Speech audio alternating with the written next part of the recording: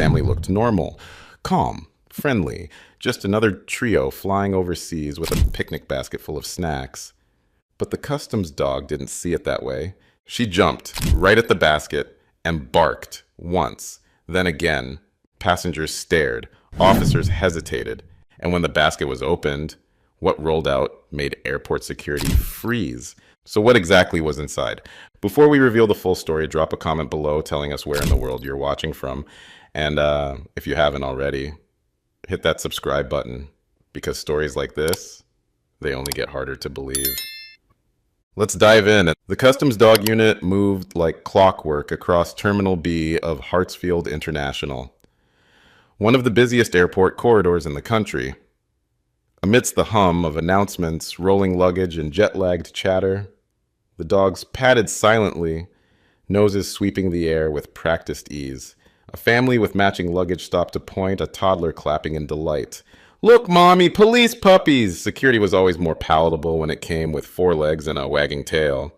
Officer Wes Lattimore walked just behind his partner, Freya, a sleek black German shepherd with amber eyes and a gait that matched his own. Wes was 46, 15 years in the customs division, with crow's feet that deepened when he smiled and a left shoulder that still ached when rain was coming. The shoulder was a souvenir from his time with Atlanta PD before he'd found his calling in the K-9 unit, a bullet that had missed his vest by 2 inches during a convenience store call gone wrong. Freya, though, rarely barked. She was disciplined, steady, retired early from tactical deployment due to a healed ligament injury. She'd been reassigned as a passive alert K-9 for customs inspections. Not flashy, not aggressive, just sharp. Her specialty was reading the subtle cues most handlers missed, the micro expressions, the shift in body temperature, the almost imperceptible changes in scent that came with deception. Their partnership had begun awkwardly. Wes had been recovering from a divorce, 22 years of marriage, dissolved in a 16-minute court hearing. The K-9 trainer had noted how Wes and Freya had circled each other that first day, both damaged, both cautious, both pretending to be fine. It had taken months to build the wordless communication they now shared, a language of subtle signals and absolute trust. "She'll test you," the trainer had warned. "She's smart. Too smart for standard protocols sometimes. She doesn't just follow training. She thinks. And that can be dangerous if you're not paying attention." It was just past 1:30 p.m., and the crowd had started thickening near Gate 19. A flight to Zurich was scheduled for boarding in under an hour. Wes and Freya moved along the security checkpoint queue, nodding to TSA agents and receiving the usual smiles from passengers who always seemed to think the dogs were there for show. That's when Freya slowed. Wes felt the slack in the leash vanish. Freya had zeroed in on a middle-aged couple standing beside a wheeled picnic basket. An older model with wooden framing and brass latches. Nothing about them screamed suspicious. The husband, tall, lean, professionally dressed in khakis and a button-down, with the sleeves rolled neatly to mid-forearm. The wife, shoulder-length blonde hair, sensible traveling clothes, designer glasses perched on a narrow nose. They looked like 1,000 other upper-middle-class travelers Wes had seen pass through Hartsfield. People with enough money to fly internationally, but not enough to go private. The woman smiled nervously as Freya circled the basket once, her nose working rapidly. The dog's muscles tensed under her coat as she sniffed deeply, then sat abruptly. Wes's stomach tightened. A sit was a soft alert, Freya's way of saying, "Something here deserves your attention," without triggering alarm. In training, they called it the conversation starter, not an accusation, just a professional note that something required further inspection. But Freya didn't stop there. She stood again, took 2 steps back, and barked. One sharp, loud snap of sound that silenced 3 nearby conversations.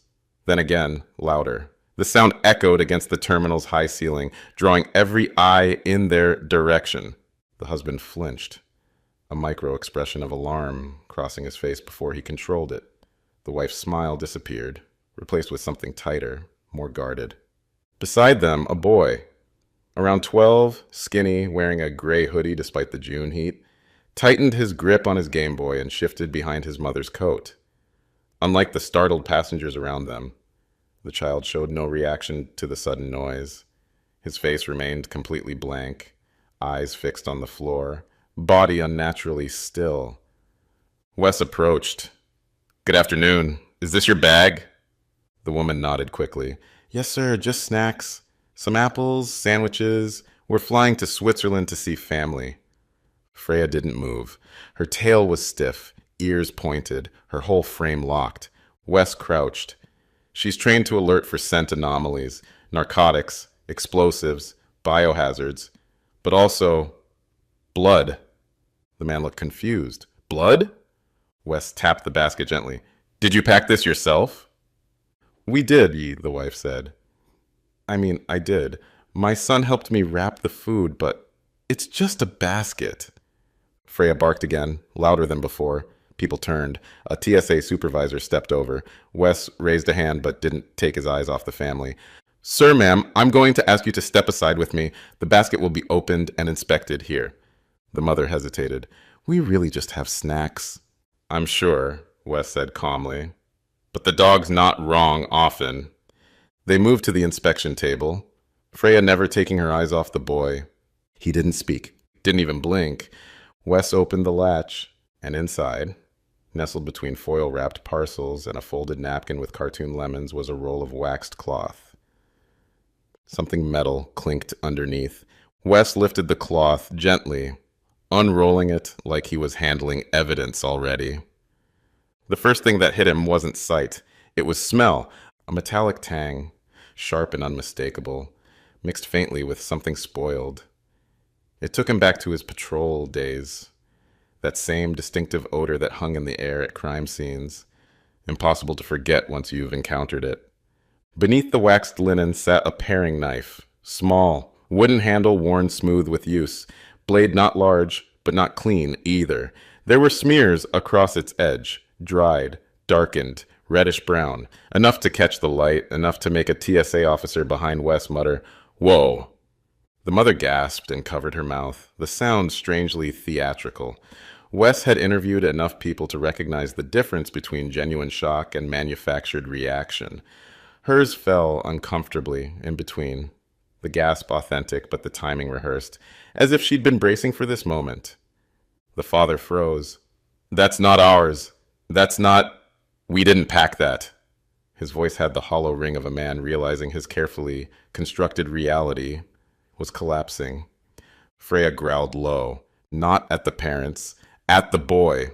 The sound was so uncharacteristic of her training that several officers glanced over in surprise.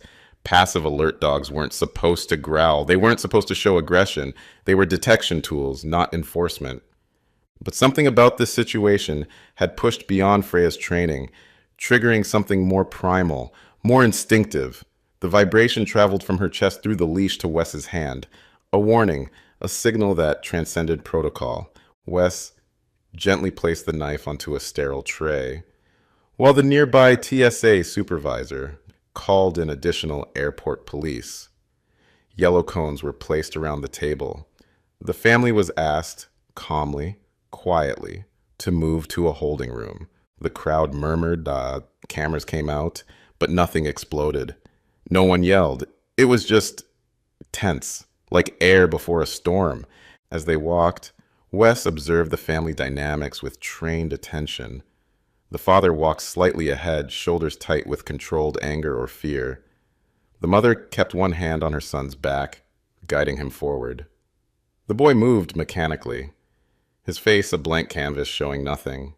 Not fear, not confusion, not the indignation most children would display at being treated like potential criminals.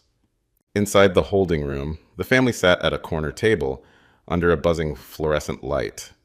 The father's name was Joel Carpenter, software engineer, clean record, wife, Dana, schoolteacher, part-time.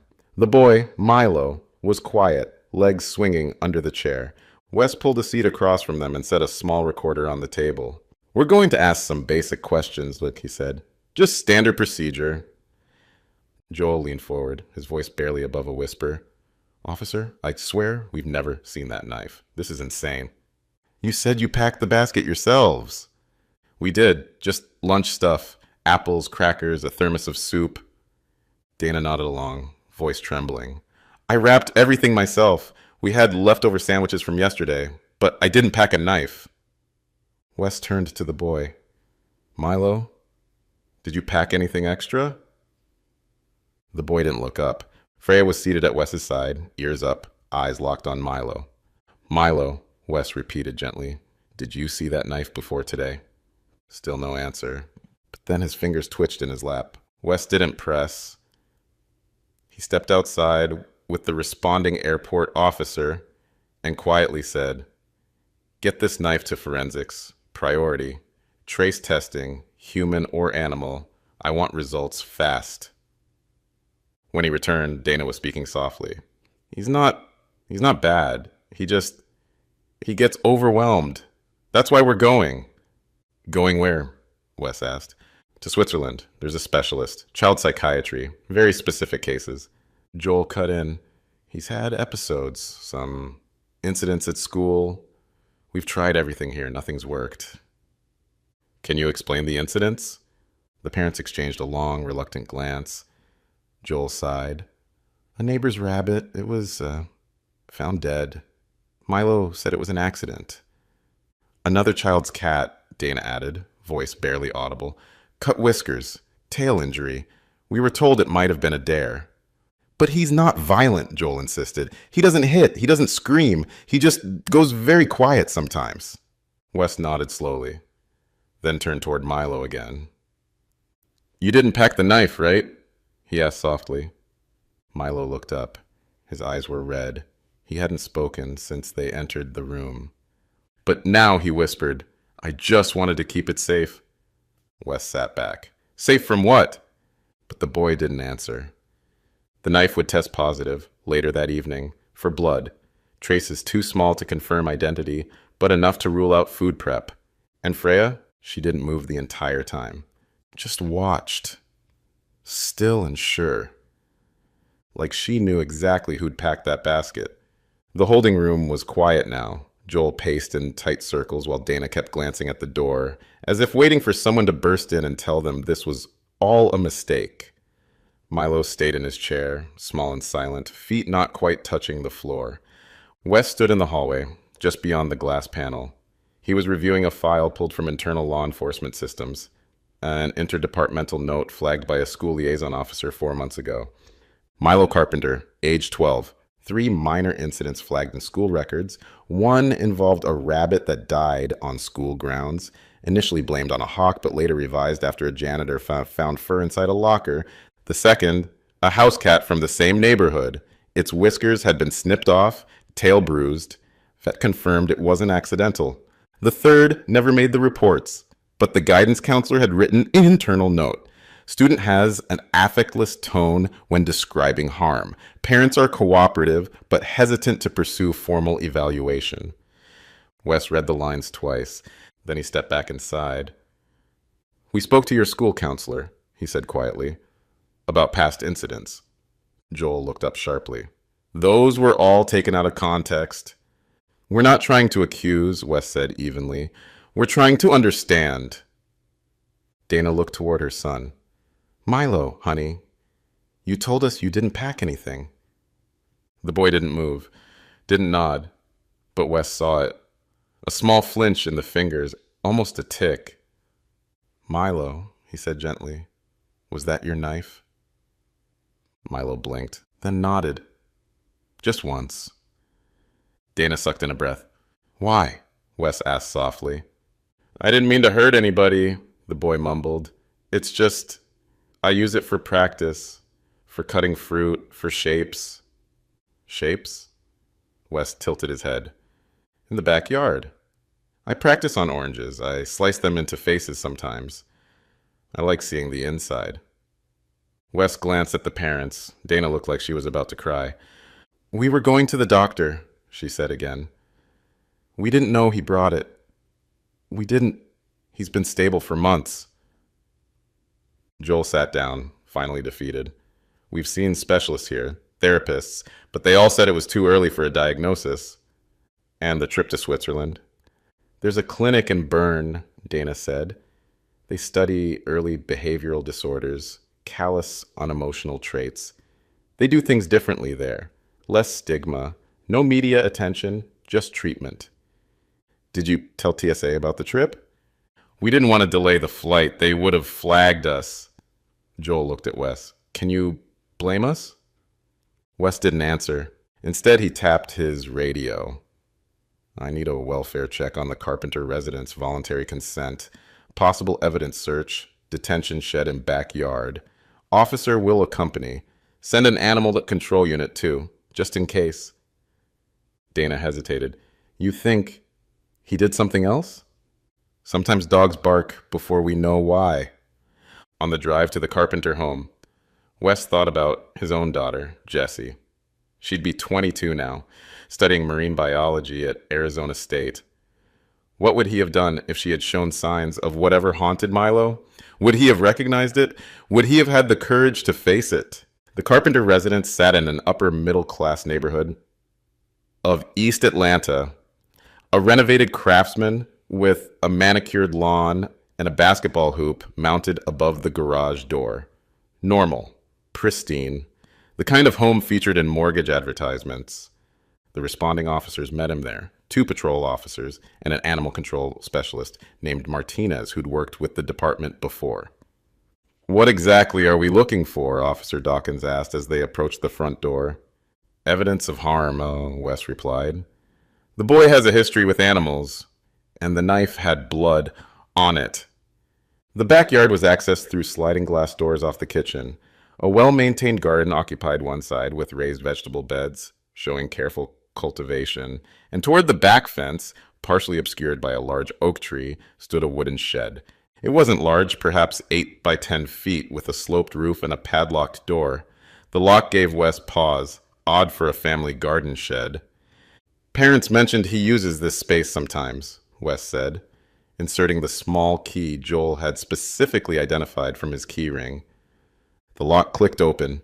The interior was dim until Dawkins found the light switch, a single bulb dangling from the center beam.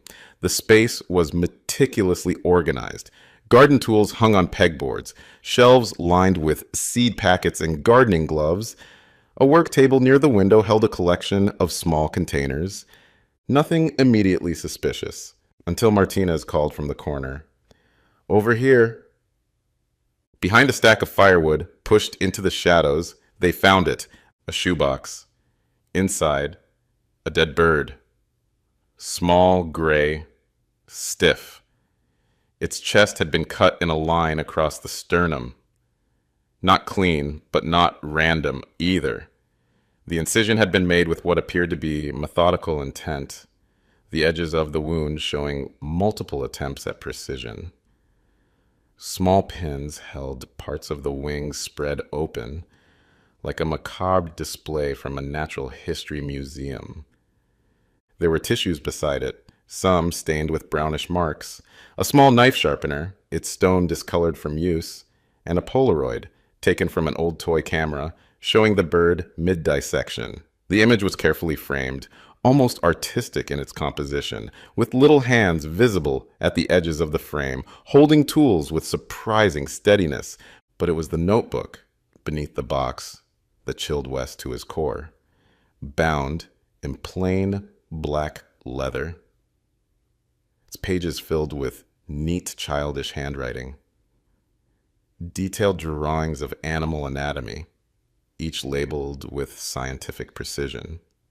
Lists of specimens with dates, and notes on textures and resistance encountered during cutting. Bird bones break with less pressure than mammals. Heart still moved for 42 seconds after removal. Eyes are difficult, too soft to cut cleanly. The clinical language was disturbing coming from a 12-year-old, but what troubled the investigators more was the progression visible in the dates, from insects to a frog to the birds. Each entry more detailed, more precise, more extensive than the last. Wes felt his stomach tighten. He'd seen violence in many forms during his career, from the impulsive brutality of bar fights to the calculated destruction of professional criminals. But there was something uniquely disturbing about this scene. The clinical curiosity, the detached documentation, the methodical exploration, all performed by a child. Jesus, Dawkins muttered, stepping back. Martinez examined the bird without touching it. Common starling, juvenile, been dead maybe 2 days. That's a dissection, not just an injury. Forensics ran a quick swab on the paring knife seized at the airport.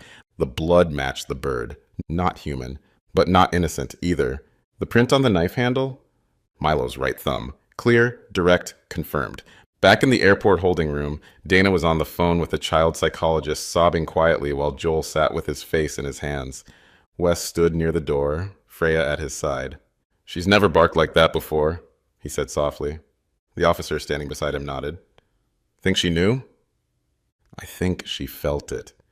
Freya let out a slow exhale and sat back on her haunches, eyes still on the boy. Not aggressive, not alarmed, just watching. Because something in her had known before anyone else did. It was well past midnight by the time the official report came through.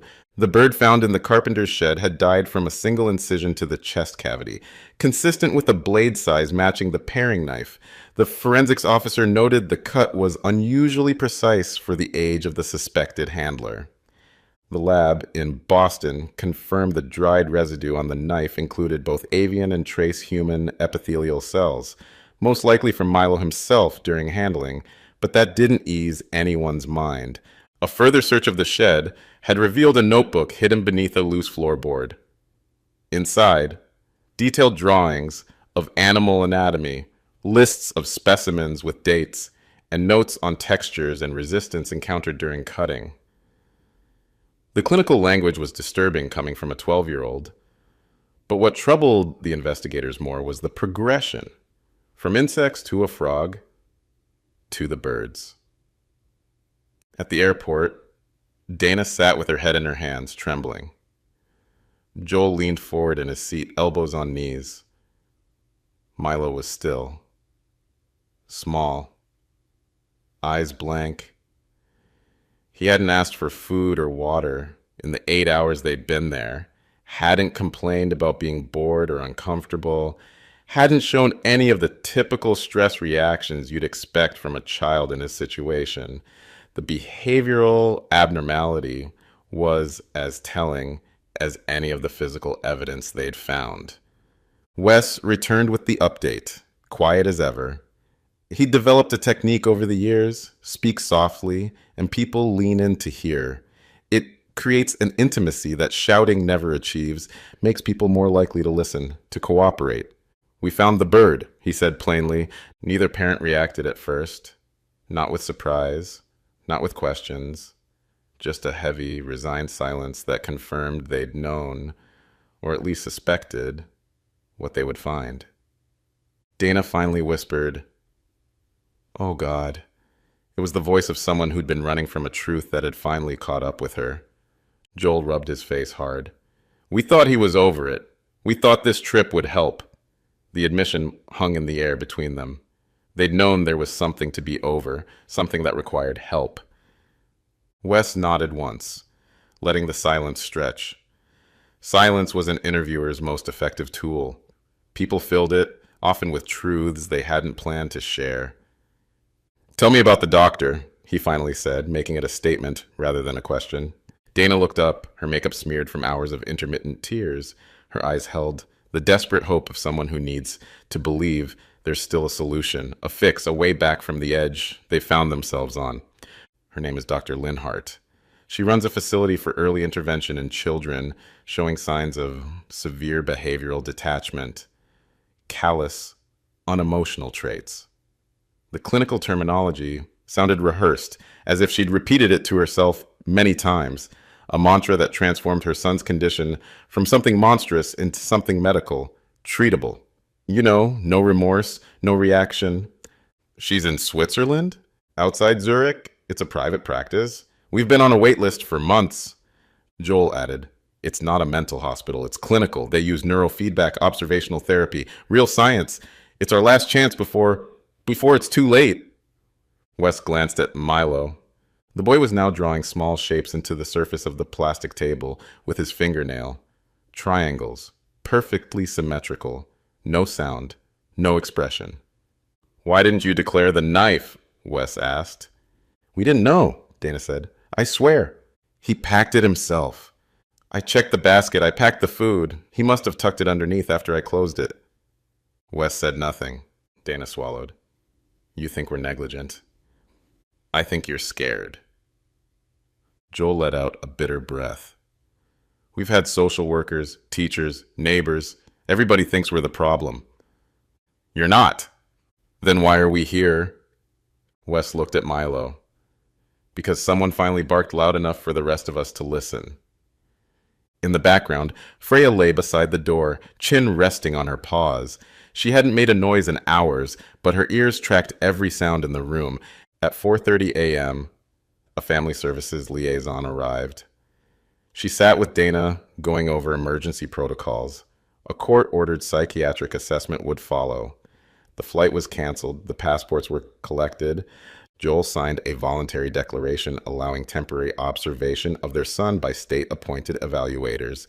This is just for a few days, the liaison said gently. We need to establish care on record.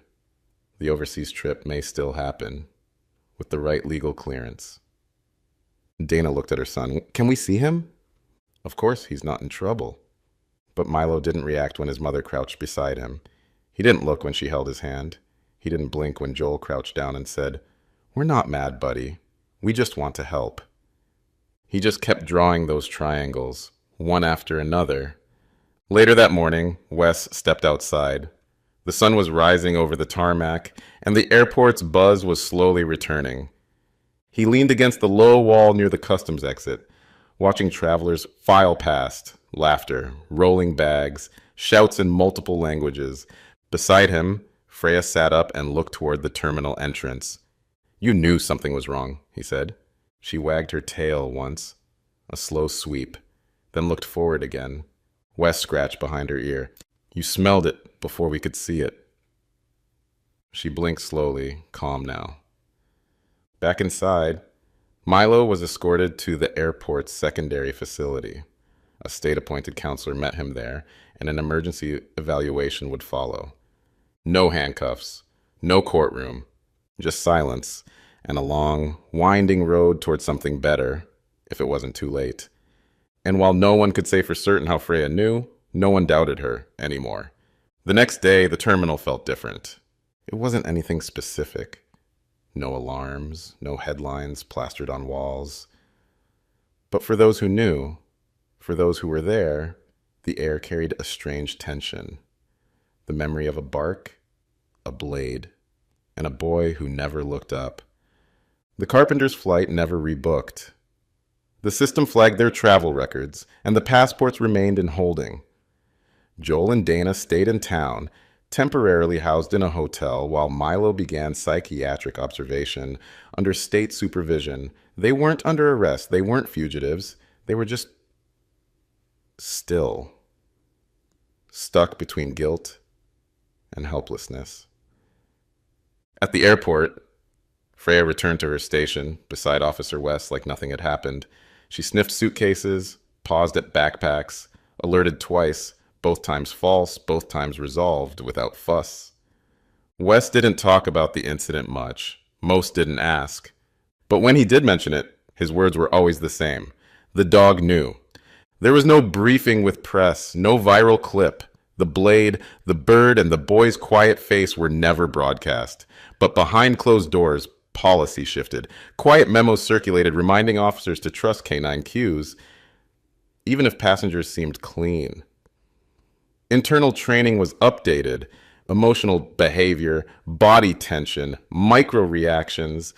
These became talking points in ways they hadn't before. Dana called once, 3 days after the incident. She asked for Wes specifically. He took the call in the break room. I just wanted to say thank you, she said. Her voice was cracked, exhausted. Wes didn't interrupt. I used to tell myself it wasn't real, that he'd grow out of it. But he didn't. And when that knife rolled out, she stopped. We were so close to putting other people in danger, and we didn't even know. You weren't the first. I hope we're the last. He paused. How's Milo? They say he doesn't speak much, but he watches everything. Wes nodded slowly. Keep watching with him. That was all he said. And Freya? She never got a medal. There were no announcements, just a soft, good girl, and a new tug rope waiting in her crate the next morning. But the officers on Wes's shift started giving her a little more respect. One brought in actual chicken instead of jerky treats. Another let her ride shotgun on the way to a remote checkpoint. Wes didn't tell them to do it, but they did, because something about that one moment stuck with them. How Freya had barked not out of aggression, not from fear, but from clarity. She had known something was off, not the food, not the family, but the energy, the silence, the tremor in a boy's hand that no one else noticed until the knife hit the floor. In the following weeks, several airports across the state adopted a new checklist, one that included handler discretion for non-narcotic alerts. It wasn't official policy, just a nod in the footnotes, a quiet change sparked by a single bark. As for the Carpenters, no formal charges were filed. Social services continued weekly evaluations. A judge granted them temporary custody while requiring full cooperation with psychiatric treatment.